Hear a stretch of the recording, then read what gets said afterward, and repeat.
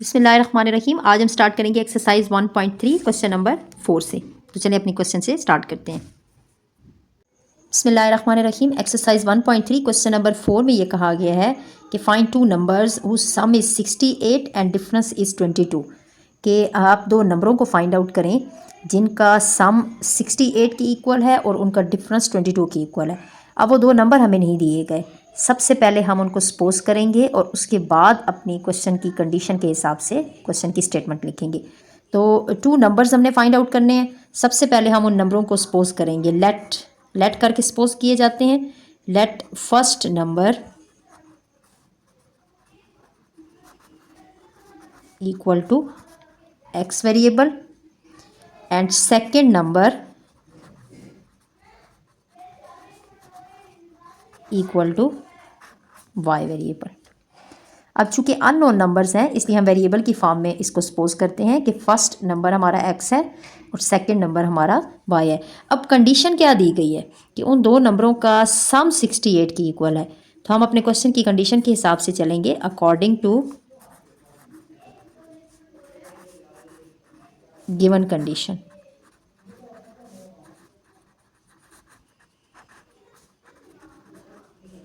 First condition ये दी गई है कि इनका सम हमारे पास 68 के इक्वल है। इसको आप इक्वेशन नंबर 1 का नाम दें और यहीं पे छोड़ दें। सेकंड हमें ये कंडीशन दी गई है कि इनका डिफरेंस 22 के इक्वल है। तो डिफरेंस में हमारे पास x minus y which is equal to 22। इसको हम सेकंड इक्वेशन का नाम देंगे और यहीं पे छोड़ देंगे। अब देखें टू इक्वेशंस हमारे पास आई हैं।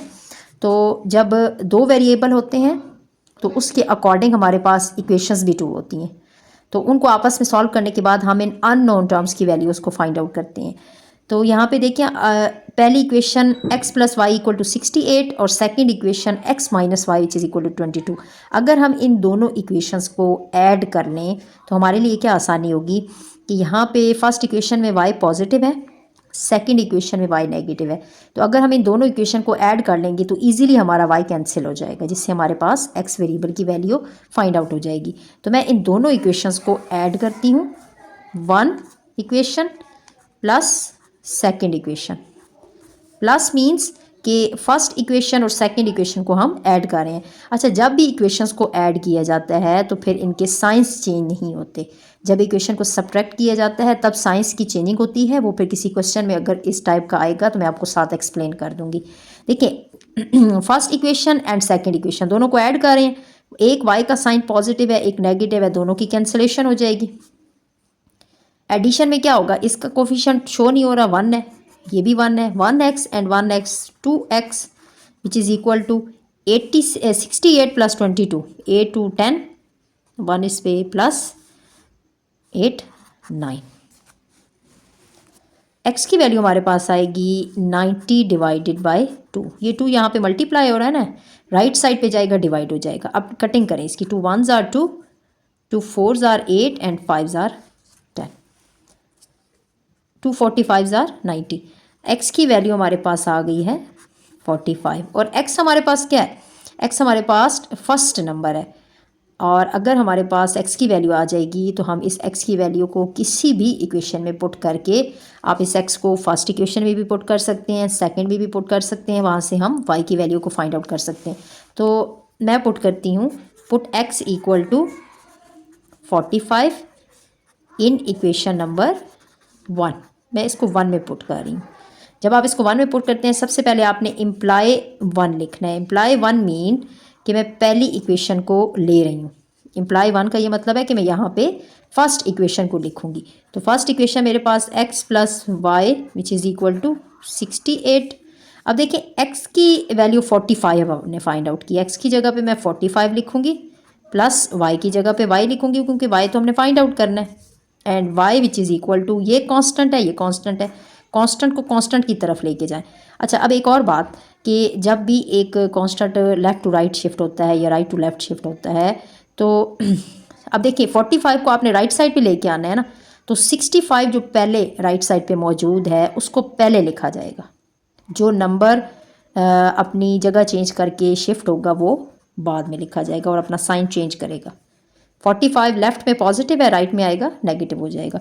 y की वैल्यू हमारे पास आ जाएगी 68 माइनस 45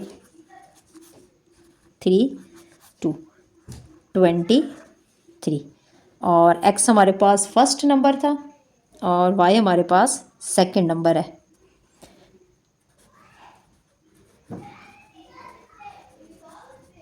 इक्वल टू y 23 और x हमारे पास क्या था, फर्स्ट नंबर जो कि 45 आया है।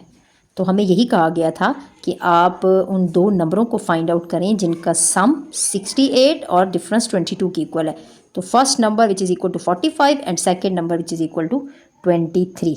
आप इसको चेक भी कर सकते हैं इन दोनों नंबरों का सम और डिफरेंस क्या आएगा।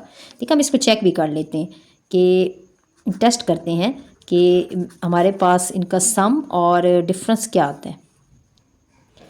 45 और 23 का सम हमारे पास 68 आएगा और इनका डिफरेंस हमारे पास क्या आएगा, 45 माइनस 23 का डिफरेंस हमारे पास आ जाएगा 22। इट्स मीन्स कि आपका क्वेश्चन का जो सोल्यूशन है वो बिल्कुल ट्रू है, क्योंकि इनको चेक भी हमने कर लिया है कि जो दो नंबर हमने फाइंड आउट किए हैं वो बिल्कुल ट्रू निकाले हैं। इनका सम 68 है और इनका डिफरेंस 22 है।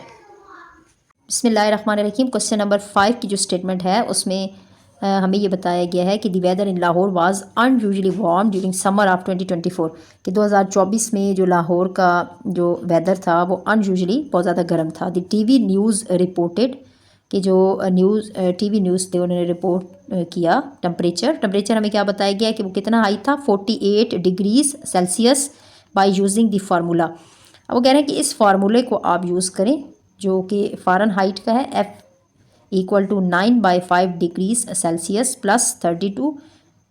फाइंड द टेम्परेचर, हमने क्या फाइंड आउट करना है, इस फार्मूले को यूज़ करके हमें फार्मूला क्वेश्चन के अंदर दिया गया है कि बाय यूजिंग द फार्मूला आप टेम्परेचर को फाइंड आउट करें, किसमें, फ़ारेनहाइट स्केल में। तो क्वेश्चन में देखें कि जो स्टेटमेंट में हमें बताया क्या गया है, टेम्परेचर हमें गिवन है,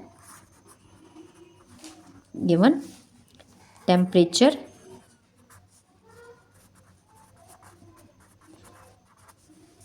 कि टीवी न्यूज़ ने रिपोर्ट कितना किया है, टेम्परेचर कितना हाई था, एस 48 डिग्रीज सेल्सियस। तो टेम्परेचर हमारे पास गिवन है which is equal to 48 degrees Celsius.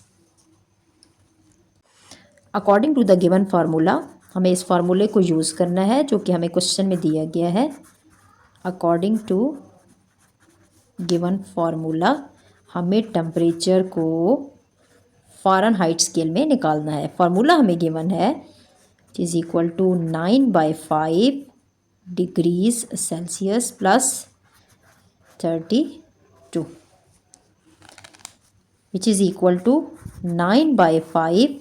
सी की जगह पे ये जो डिग्रीज सेल्सियस की हमें टेम्परेचर की वैल्यू हमें दी गई है 48 डिग्रीज सेल्सियस प्लस 32। अब देखें 48 के डिनोमिनेटर में कुछ नहीं है, इट मीन 1 है। 9 ने 48 से मल्टीप्लाई होना है, 5 ने 1 से मल्टीप्लाई होना है। तो 9 को जब हम 48 से मल्टीप्लाई करेंगे तो हमारे पास आंसर आएगा 432 और 5 1s आर 5 प्लस 32।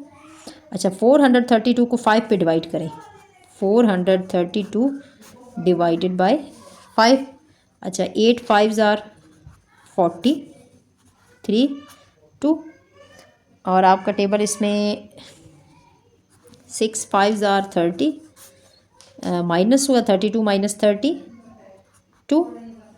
पॉइंट लगाएंगे, पॉइंट शिफ्ट करेंगे, ज़ीरो को नीचे लेंगे, 20 बनेगा, 2 का 20 बनेगा तो 5 4s आर 20, रिमाइंडर आपका 0। इट मीन्स कि जब आपने 432 को 5 पे डिवाइड किया तो हमारा आंसर आएगा 86.4 प्लस 32। जब 86.4 में आपने 32 को ऐड किया तो आपके पास आंसर आएगा 118.4 और ये आपके पास फ़ारेनहाइट स्केल में टेम्परेचर आ गया। अच्छा, इसकी सिंप्लीफिकेशन भी मैं आपको थोड़ी सी बता देती हूँ। वैसे तो आप बाय यूजिंग कैलकुलेटर भी डायरेक्ट इसको फाइंड आउट कर सकते हैं, बट अगर आपका कैलकुलेटर अवेलेबल ना हो तो ये एक आपका नंबर डेसिमल में है प्लस 32 है, तो आप इसका आंसर कैसे निकालेंगे?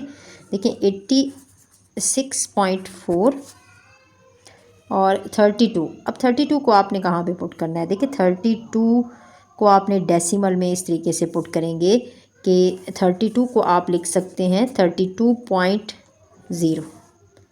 तो फिर अगर आप 32 को लिखेंगे 32.0, पॉइंट के नीचे हमेशा पॉइंट आता है, ठीक है ना।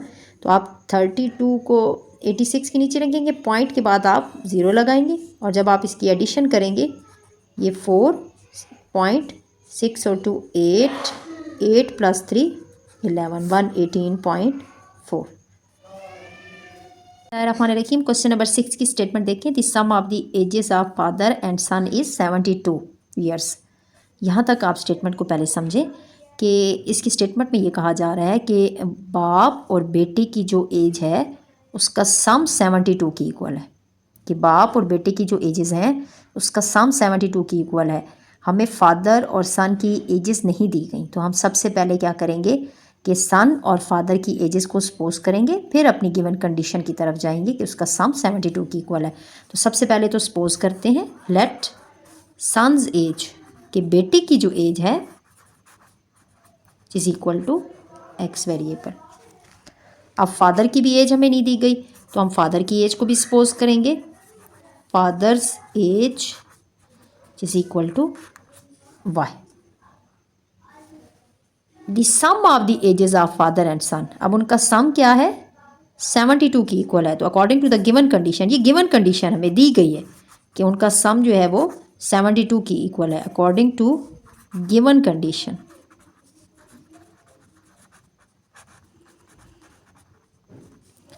x plus y which is equal to 72। इसको आपने इक्वेशन नंबर 1 का नाम दे के यहीं पे छोड़ देना है। अब यहाँ तक हमने स्टेटमेंट को सबसे पहले अंडरस्टैंड किया, उसके बाद जो जो स्टेटमेंट में जो इस वर्ड प्रॉब्लम में बात कही गई थी उसको हमने अपने सोल्यूशन में, सपोजिशन में और उसके बाद इक्वेशन में कन्वर्ट किया। इससे आगे देखें, 6 years ago, इस सेंटेंस का ये मतलब है कि 6 साल पहले। इसके बाद की जो स्टेटमेंट है 6 years ago, इसका ये मतलब है कि 6 साल पहले, 6 साल पहले की बात हो रही है। सपोज़ कि अगर एक शख्स की एज अब 40 years है, तो 6 years ago कि 6 साल पहले उसकी एज कितनी होगी? 34। ये बात हो रही है। अब वो कह रहे हैं 6 years ago, तो 6 साल पहले। अगर सन की एज x है तो 6 years ago क्या होगी? ये जो स्टेटमेंट में बात की गई है 6 years ago, 6 years ago सन की जो एज होगी, son's age which is equal to x minus 6। 6 साल पहले की बात कर रहे हैं ना, कि जैसे अब 40 ईयर किसी की एज है तो 6 साल पहले कितनी होगी, उसमें से 6 को माइनस करेंगे। तो अगर यहाँ पे सन एज हमने x सपोज की है तो 6 years ago क्या होगी? x minus 6। तो फादर की 6 years ago क्या होगी? Father's age which is equal to y minus 6। अब इसके बाद की स्टेटमेंट को देखें। 6 years ago तक हमने इक्वेशंस बना ली। The father's age was 2 times the age of son, कि जो वालिद की एज है, यहाँ पे देखें 6 years ago में जो फादर की एज है according to the condition,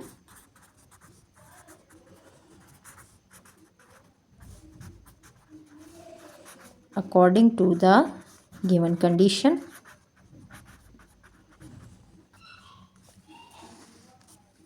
father's age, according to the given condition, the father's age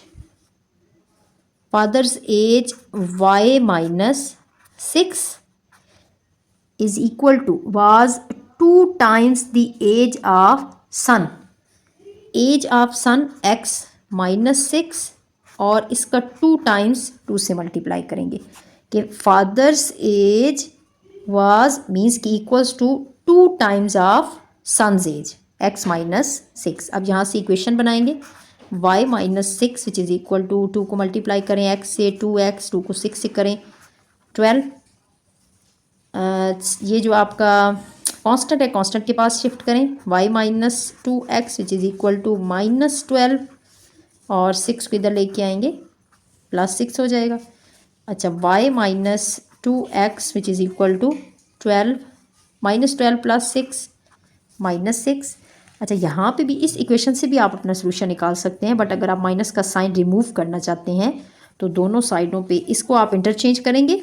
अगर आप इंटरचेंज करेंगे ना 2x नेगेटिव था वो पॉजिटिव हो जाएगा और y पॉजिटिव था वो नेगेटिव हो जाएगा, तो इसके बाहर एक माइनस आ जाएगा विच इज़ इक्वल टू -6। और क्या होगा कि ये दोनों नेगेटिव साइन दोनों साइडों से कट जाएंगे और हमारी इक्वेशन कन्वर्ट हो जाएगी 2x minus y which is equal to +6 और इसको हम इक्वेशन नंबर 2 का नाम देंगे। अगर हमारे पास दो वेरिएबल होते हैं जैसे कि x और y हैं तो उसके अकॉर्डिंग हमारे पास इक्वेशंस भी 2 होती हैं उसको सॉल्व करने के लिए। तो इसको नेक्स्ट पेज पे शिफ्ट करते हैं। अच्छा यहाँ से देखिए हमारे पास 2 इक्वेशंस आ गई हैं। फर्स्ट इक्वेशन तो हमारे पास वो थी ना कि जब हमें स्टार्ट में ही कहा गया था कि फादर और सन की जो एज है उसका सम 72 की इक्वल है, जो हमने इक्वेशन नंबर 1 यहाँ से जनरेट की थी। ये इक्वेशन नंबर 1 और सेकंड इक्वेशन हमारे पास यहाँ से जनरेट हुई 2x minus Y equal to 6। अब इन दोनों इक्वेशन में देखें ना कि x का कोफिशेंट फर्स्ट इक्वेशन में 1 है और सेकंड में 2 है, बट y का जो कोफिशेंट है वो यहाँ पे +1 है और इधर -1 है। इट मीन्स कि कोफिशेंट सेम है और साइंस भी डिफरेंट है। तो अगर आप 1 इक्वेशन और सेकंड इक्वेशन को ऐड कर लेंगे तो आपका इजीली y की कैंसिलेशन हो जाएगी और आपकी x वेरिएबल की वैल्यू फाइंड आउट हो जाएगी। तो हम यहाँ से वैल्यू को निकालते हैं। y की हमारी कैंसिलेशन हुई, इसका कोफिशेंट 1 और इसका 2 which is equal to 3x and equals to 72 plus 6 78।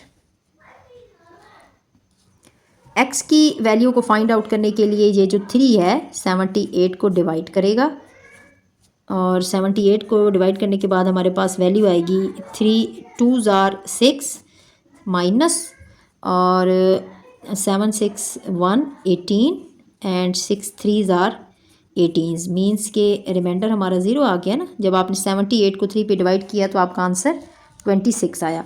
तो x की वैल्यू हमारे पास आती है 26। x की वैल्यू हमारे पास 26 आई है और x हमारे पास जो हमने सपोज किया था वो सन्स एज थी।